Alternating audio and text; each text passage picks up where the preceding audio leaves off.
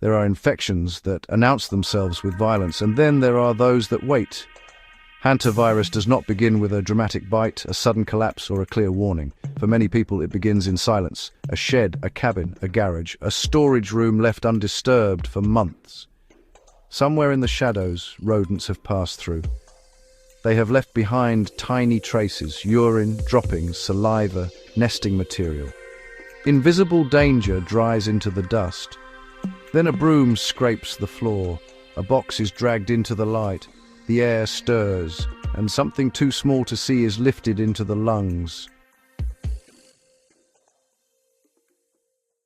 Step 1 is exposure.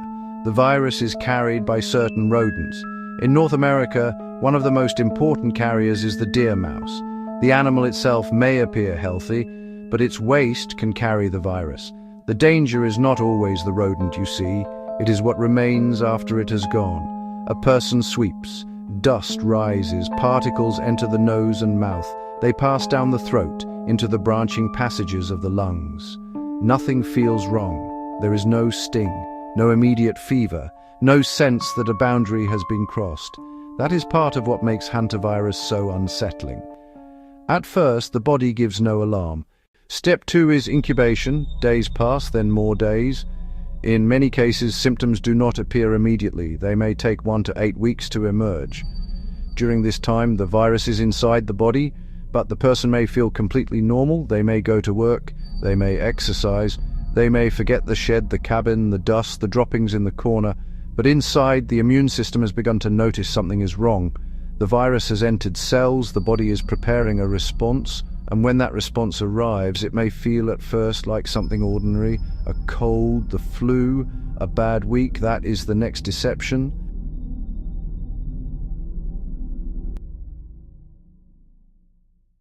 Step 3 begins quietly. Fatigue, fever, muscle aches. The pain can settle deep into the large muscles, thighs, hips, back, shoulders. It may feel as though the body has been weighted from the inside. There may be chills, headache, dizziness, nausea, vomiting, stomach pain. At this stage, nothing about the illness necessarily feels rare. It can look like influenza, food poisoning, or exhaustion.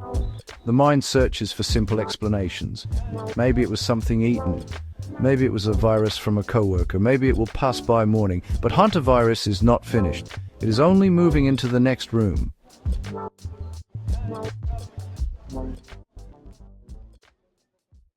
Step 4 is uncertainty. For a short time, the illness may remain vague. A fever that rises and falls. Body aches that make sleep difficult. A heaviness that seems out of proportion. The infected person may not yet be coughing badly. They may not yet feel the terrifying breathlessness associated with severe disease. This is why early medical attention matters. A doctor who hears the right history may recognize the risk. Recent cleaning in a rodent-infested space, exposure to droppings, rural cabins, barns, sheds, crawl spaces, or storage buildings. The detail that seems minor may be the clue that changes everything. The old shed, the dust, the mice.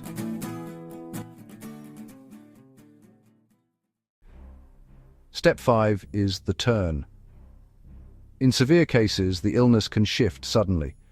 The fever and aches are no longer the main problem. Now the chest feels tight. Breathing becomes harder. A cough may begin. The heart may beat faster. The person may feel as though the room has less air than it should. This is the beginning of the cardiopulmonary phase, the stage that makes hantavirus pulmonary syndrome so dangerous. Fluid begins to build in the lungs. Oxygen becomes harder to draw into the blood. The body, already exhausted, starts to struggle with the simplest act it knows: breathing. Step 6 is crisis. The lungs are delicate structures. They are meant to exchange air quietly, second after second, without conscious effort.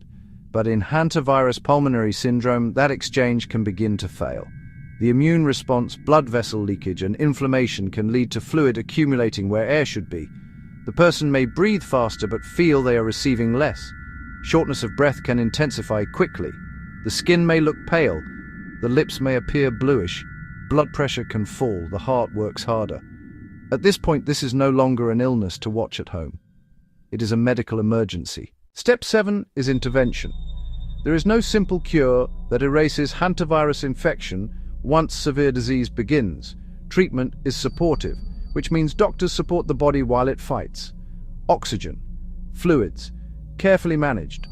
Medications to support blood pressure, monitoring of the heart and lungs. In severe cases, a ventilator may be needed to help the person breathe. The earlier a patient reaches care, the better the chance that doctors can respond before the crisis deepens. Hantavirus is rare, but when it becomes severe, time matters. The frightening part is not only the virus, it is how ordinary the beginning can seem.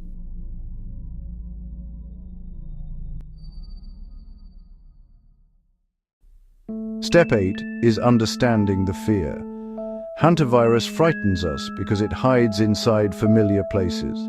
A shed, a basement, a stack of boxes, a cabin opened for the season. It does not require a dramatic encounter. It can begin with cleaning, with breathing, with a task so ordinary that no one remembers it until the fever comes.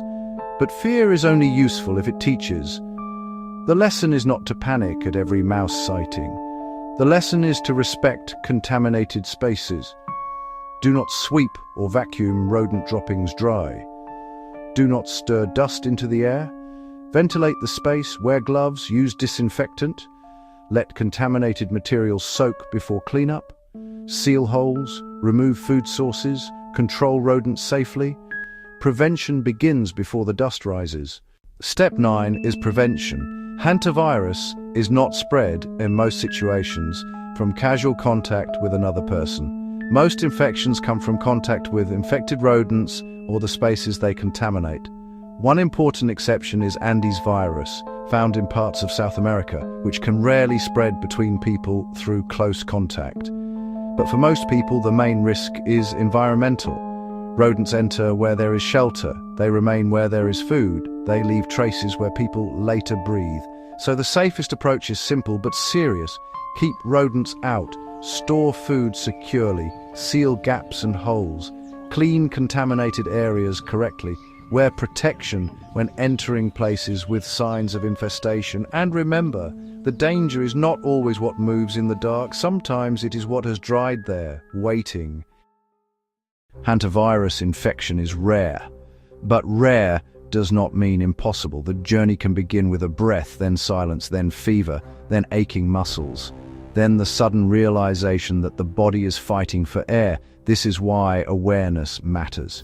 If you develop fever, severe fatigue, muscle aches, stomach symptoms, cough, or shortness of breath after possible rodent exposure, do not dismiss it. Tell a medical professional exactly where you were, what you cleaned, and whether rodents or droppings were present. The smallest detail may be the one that saves time. And with hantavirus, time can be the difference between a frightening illness and a fatal one. The virus is invisible, the warning signs are not. Respect the dust, respect the silence, and never ignore the breath.